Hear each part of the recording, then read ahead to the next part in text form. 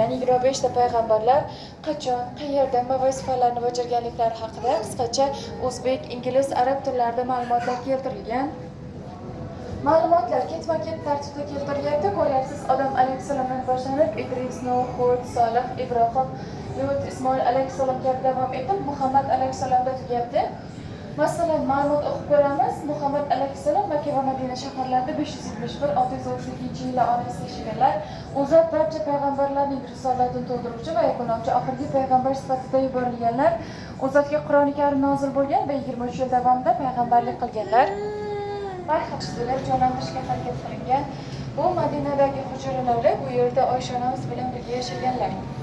Ko'rishingiz mumkin, muborak tomlari, devorlari, joylari o'xshash ko'rsatishga harakat qilingan. Orqada yuqorida Xotamun Nabiy keltirilgan. Yuqoridagi o'rtadagi belgi payg'ambarlik ruhi hisoblanadi, ya'ni payg'ambarimizning muborak eshik ramzlari. Payg'ambarimiz sollallohu alayhi vasallam boshqa davlatlarni islom diniga targ'ib qilish maqsadida boshqa davlatlarga xat yozgan paytlarida xatlarda mana shu muhrlar bilan imzolaganlar. Bu muhrlar 3-xalifamiz Usmon roziyallohu anhu davrlarida yo'qolgan, keyin qaytib topilmagan. Bu muhrlarni yuqoridan pastga o'qisangiz Allohning rasuli Muhammad deb o'qiladi, pastdan yuqoriga Muhammad rasululloh deb o'qiladi. Yuqoriga qarasangiz sahifalarni ko'rasiz. Bu sahifalarning o'rnasi ba'zida Qur'on Karim ham hadislar ham sahifalarga yozilgan, keyin esa kitoblarga jamlangan. Hozir oxirida ko'rasiz, kitob holatiga keltirilgan bo'ladi. Bu katta ekranda esa Qur'on bosqichga bo'lib tushuntirib berilyapti. Dastlab payg'ambarimiz sollallohu alayhi vasallamning davrlarida Qur'on Karimlar turli materiallarga, xurmo barglarga, ter toshlarga, matolarga yoziladi. Keyin Abu Bakr roziyallohu anhuning tashabbuslari bilan qog'ozga yozila boshladi. Keyin esa 3-xalifa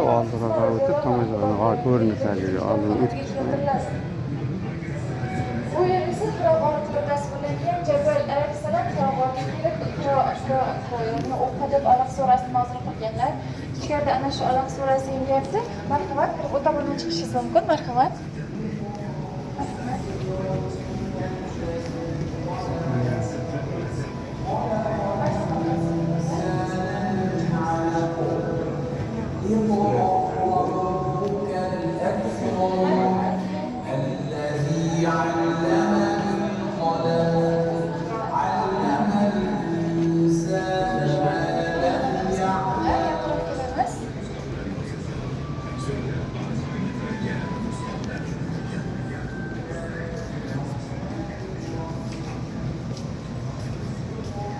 Orqadagilar marhamat gapirib keling, iltimos. Tushuntirishni boshlayman. Marhamat aziz mehmonlar, shu yerdan kelib olamiz. Yuqoriga qarasangiz, bu yerda 7-asrdan boshlab, ya'ni 622-yildan boshlab 1922-yilgacha bo'lgan islom dinining yer yuzi bo'ylab tarqalishi ko'rsatib berilyapti. Yashil maydonlar islom dinining tarqalishi bu Arabistondan boshlanadi.